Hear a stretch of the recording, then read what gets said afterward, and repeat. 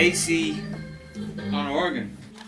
Joe Williams is one of my favourite singers ever, and he's just so cool on this record. He's just singing the blues for the whole thing. Every track he kind of just reimagines every melody and sings the blues. It's just incredible. And Basie's doing his real simplified thing the whole way through. There's nothing too crazy. It's just like, it's beautiful. And Freddie Green is on guitar, and I think he actually takes a solo. There will be something else. Yeah. It's happening now, but you can't hear it. It's like it almost sounds like one of my speakers isn't picking it up, but it's actually. No one's picking it up. I've never really heard him take a solo before, but that's him doing something. And you can't hear it. It's such a shame. I don't know if there's another version of this where you can hear it, or if it's just whatever. He's way in the background there, and he's doing his Freddie Green all the way through the record, but it's so quiet. It's perfect though. He must be raging. Like, you know, you play a solo once and then it's way back in the mix. Cool. Do you want to hear a bit of this one? Yeah, maybe we should start with that one and then you can put it on right afterwards. Yeah, sure. Do you want to leave it on, or? Maybe very lightly in the background, yeah. Just as an introduction, as I said to you earlier when I asked you to do this, is like just to introduce certain Dublin guitarists, because I feel like since I moved here there's a huge amount of very different people. Like first of all there's a huge amount of guitarists, which is probably normal, but there's very different styles and everyone seems to do his kind of own thing, which is pretty cool. Yeah. And just to ask you briefly, just like maybe just to introduce yourself, who are you and what do you do? I'm Charlie Mooney, and I'm a jazz guitarist and a singer as well. Big influence would be people like Joe Williams and Sinatra and Chet Baker, Sarah Vaughan, Betty Carter, in terms of singing. And guitar wise, my dad's a great guitarist, and I've always grown up listening to the stuff he was listening to in the house. So I definitely come from the older school of Kenny Burrell and Barney Kessel and Wes and Grant Green and that kind of sound. Still searching for new guys all the time, but I'm definitely on the other side of it. That's for sure. That's cool. As you can see, maybe by the old guitar, desperately trying to achieve that sound that they all got. Louis Stewart probably being the ultimate influence. Charlie Christian, those kind of guys. That's cool. Yeah, that's exactly the first question I have written on here would be if you would place yourself in what you're trying to do and how you sound in the history of guitar, like between Charlie Christian and Kurt Rosenwinkel or Lagerlund on the other side of the spectrum, like from 30s to like 2018 or what is it now. Where would you see yourself with your sound and kind of what you do? I guess it's somewhere between the kind of 50s and 60s, I guess. Between the kind of, somewhere between Barney Kessel and Grant Green. Cool. Not that I'm in any way achieving that, but that's the sound that I really enjoy most. Barney's beautiful, lush, chordal stuff, and then the kind of, the hard bop kind of melodic stuff that Grant Green does, and that's sort of more groove kind of stuff, and it's hard to really pinpoint yourself anywhere, but definitely I think Louis is a great kind of all-rounder for all those kind of guys. He just absorbed everybody, like Pat Martino, Barney Kessel, Jim Hall. He sort of has a touch of all of them, and he'd be my biggest influence, definitely.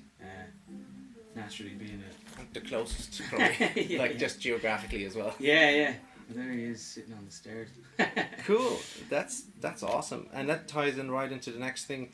If you had to pick 3 guitar players in your field, who would be the 3? Like in terms of influenced you or you listen to the most? Like I know there's probably more than 3, but like just if you had to pick 3, who would be the 3? Yeah, well, Louis definitely, as I already mentioned. Louis, in fact, I couldn't decide on which record I was going to show you. I have a good few records that I just play on repeat. It's terrible when you get stuck into something you love so much, and it's hard to ever branch out and somebody goes, Yeah. hey, check this album out, and you're like, I'm just going to listen to this one over and over again. You need time to just finish it right. I've listened to it 100 times. It's time to hear some new music. But Louis the huge influence. As I said as well, Barney, there's an incredible album. It's a pity I don't have I don't have the physical record, but one of my favourite records is Julie London. It's just the work Barney does. It's just a trio album. I'm trying to think who's on bass. It's just guitar, bass, and Julie London, and Barney Kessel. That's just the ultimate comping for me. So I've based my entire comping style on Barney Kessel, pretty much on that record. Cool. I mean, I've since looked further into guys who play that kind of, I don't think you can get any better than that for me anyway. That's my favourite kind of style. So Barney would definitely be there, and then as I said, Grant Green, just for pure tone. I don't think anybody can touch him. He's got his few tricks and he sticks with them, and but I always say it's like a guy. It's like, a friend of yours who's a funny guy who keeps telling the same joke and it gets better every time. So yeah, Grant Green, but for pure tone, I don't think anybody can touch him, except for Charlie Christian. Which is what Grant Green's trying to get, I presume. Yeah, I guess so. You kind of answered the next one already, kind of when you spoke about Barney Kessel there. Have you ever tried to really emulate a specific style? Like, I guess in rock you see it often when rock guitarists really try to sound like Jimi Hendrix, but ultimately obviously don't. Or like Stevie Ray Vaughan. Have you ever tried, had you one guy, like you said a little bit the comping maybe, but more maybe as a concept, but have you ever had this one guy for a while where you really went? Yeah, I mean, it would have to be Louis, really. Like, that's how I've ended up with this guitar. Louis played one of these.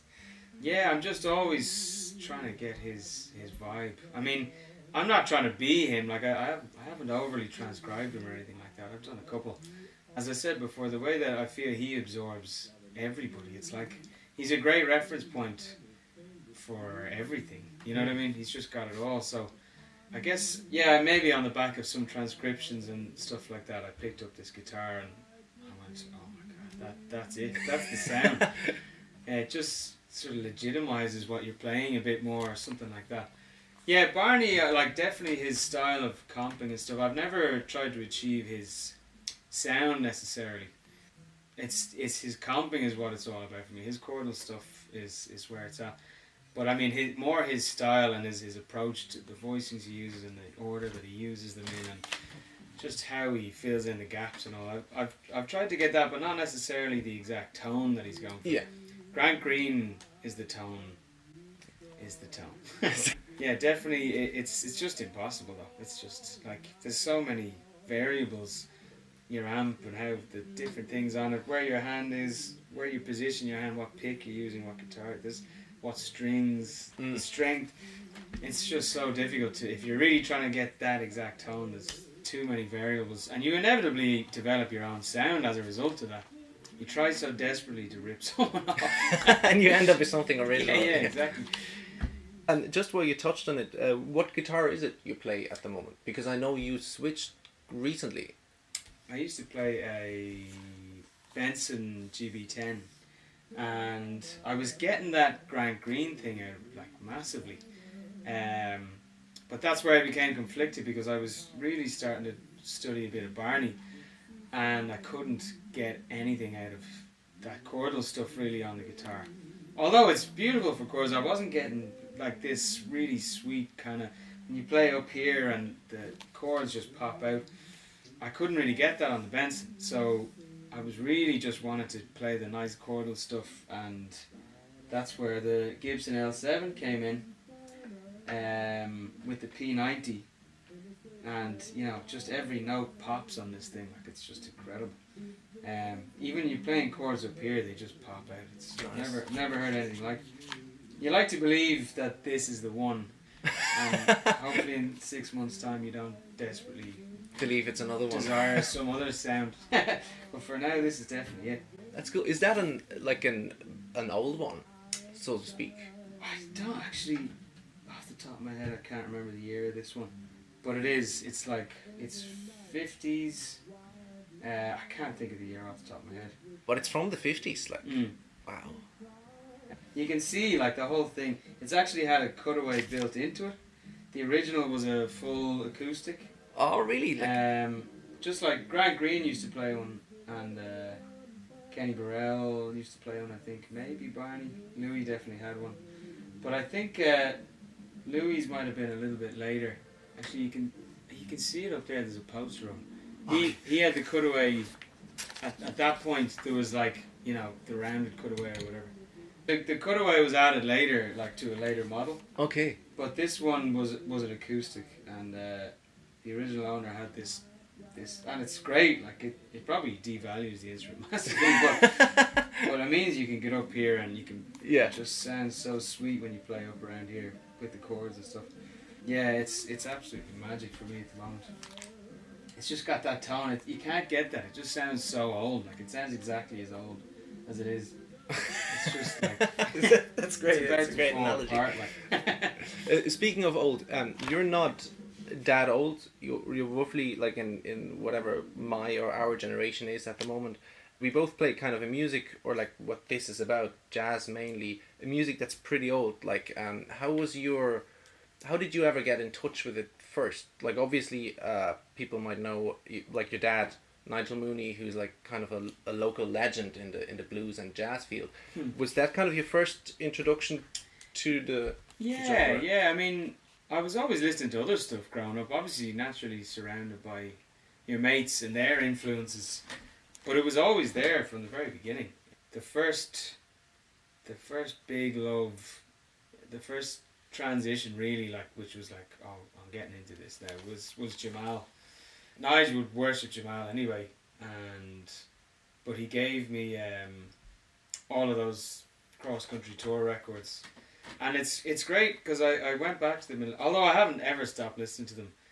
After I studied jazz, eventually all the tunes finally had a reference, and they became 10 times better again, because I now knew what songs he was playing. Before that, they were just individual compositions in my mind. Before I knew anything about jazz, I just listened to him play and I just thought it was the most beautiful thing in the world. And then years later, I was like, you know, songs that I knew so well, and then I'd go back and I go, oh my God, that's, you know, whatever the tune is, like, anything on that record is incredible. But the way he just, I knew there was something there when I was listening to it. There was something magic in that. Charlie Parker as well was at the same time. I was reminded I was named after Charlie Parker, so I thought it was important that it's a good way to start, yeah. Yeah, I thought it was important that I should get to know his music, and I just lapped it up, just couldn't stop listening to it. Got all my mates onto it as well, and we were all like 14, 15 years old. We'd hang out at the weekends, and I'd put on, you know, they'd put on a bit of punk, everyone put on something else, and I'd put on some Charlie Parker, and I'd be like, yeah, man. That crushed the party, I imagine. This is cool. Especially on those old records. Yeah. The first time I actually seen you as a proper gig was, you played in a post-rock band, more or less, and it was the last gig of that band. So you definitely did some other stuff before kind of, or in between. Yeah, I was in bands for years growing up. It was always gigging, and it was always there since I first started playing the guitar.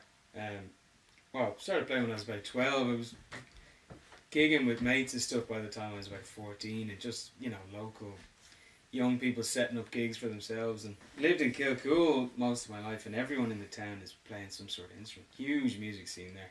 Not in jazz really anyway, but all kids just playing rock guitar and punk and whatever, and bands being formed every 5 minutes. So it was a great introduction, people introducing music to each other all the time, and you're just widening the scope, gigging all the time, and learning to interact with other musicians and how to perform live and deal with, you know, that kind of thing. So all of that stuff was definitely leading me towards going a bit deeper, and I was always interested in a little bit of blues guitar and stuff. Even though listening to jazz, you couldn't possibly imagine how you could ever achieve anything like that or understand it. I hadn't really tried to understand it, I just appreciated it at that point.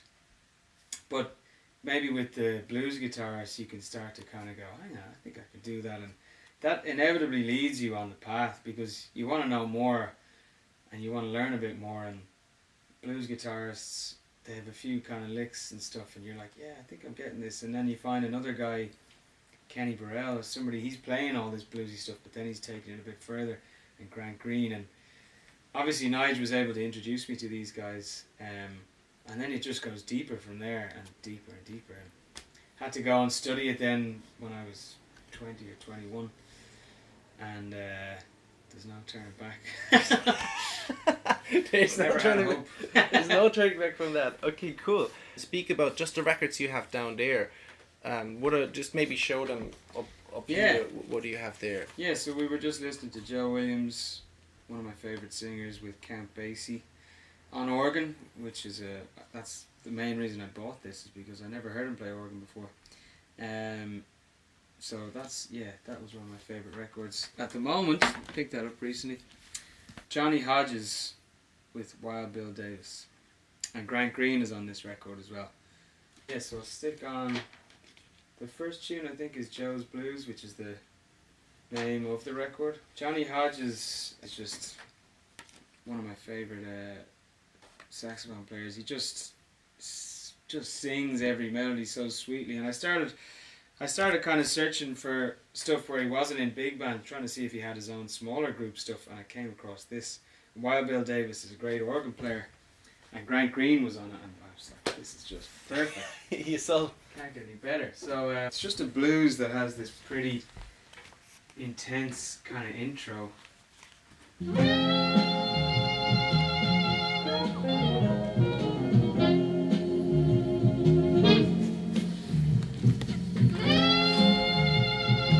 Starts to speed up a little bit as well.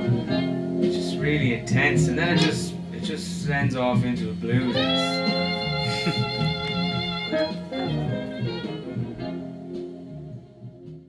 But really digging the organ at the moment. Yeah, that actually ties in perfectly of one of the last couple of questions I had here. Is like, you have a couple of settings people can see you play.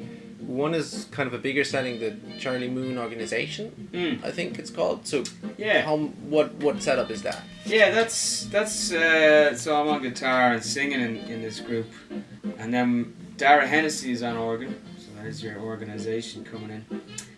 Brendan Doherty is on the drums, and Peter Dubai is on tenor sax. And yeah, we're just playing all this sort of stuff, we're just kind of having fun with it. It's kind of really, it's all about groove sort of stuff and hard bop and, kind of Lee Morgan, Horace Silver, those kind of tunes, like anything. Just, it's kind of just fun. Like it's more digging in, groovy kind of stuff. As opposed to other groups, I do a tribute to Chet Baker, and naturally, that's going to be a very different vibe. Double bass and piano, you're really trying to get into the beautiful music kind of. With the organ, we're just kind of trying to have as much fun as possible with it. I have a duo with Barry Donoghue as well.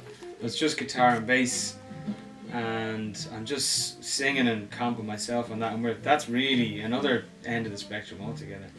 That's kind of we're just playing lots of ballads, and we're just getting really deep into the music and having a lot of fun with that as well. They're all very different vibes. Do you have any favourite out of those? It's hard to say. I get such a different kick out of all of them. Sometimes it can happen that I play with all three groups in the same day, and I'm just having Sunday is the best day of the week. I can go from playing with Barry to playing with the other group, and then playing with the organ in the evening, and it's just like each one is a totally different vibe. I wouldn't be hard to choose one. I enjoy doing the duo thing because I'm present at all times in the playing. Not that I have any issue with not being present, but it's forced me into a place where I have to really. Whereas maybe before I would have relied on maybe other accompaniment instruments to sing. It's forced me out of that, where I have to be kind of aware at all times, and it's made me kind of learn a bit more how to comp myself. And because you're singing and you're playing, you kind of fill in your own gaps, and it's a nice thing. I've definitely learned a lot from being put in that kind of situation. Each band offers something completely different in terms of what you learn from it. You have to deal with each set of instruments in a completely different way. And doubling up melodies with tenor on the other group is great, and harmonising with each other and coming up with much bigger arrangements in that kind of group, I guess. And getting to sort of emulate Chet Baker is another thing altogether. It's just singing nice love songs and stuff, and people seem to dig that in a totally different way as well. I presume so. Okay, that's awesome. Just 2 questions and then we wrap it up. When people are in Dublin, like this year is Dublin, where can they see you play at the moment? So yeah, I play regularly in a place called the Mission Bar on a Sunday night, and that's with the organisation. That can change week to week. You know, it's a nice gig that we have, and it's open to change every week. Somebody might be doing another gig, and we get guests in all the time, and it's that kind of gig. It's good fun. That's the Mission Bar, which is on, I think it's called Ellisky, right across from the Guinness factory. Easy one to find. On the quays there. That's Sunday 8 to 10 every week. That's a lot of fun. Yeah, I do some other gigs here and there. That'll be the main one though. There's obviously the international gigs like that on Tuesdays and Thursdays. You never know who you're gonna get. Could be me. You could be anyone. Could be someone else. That's awesome. Thanks for your time. Last question is: have you picked a tune you want to play? I haven't. Okay, we'll start that out. Let's use the magic of film to pretend I just came up with it. Okay, Deadly. Thanks so much, Charlie. Yeah, no.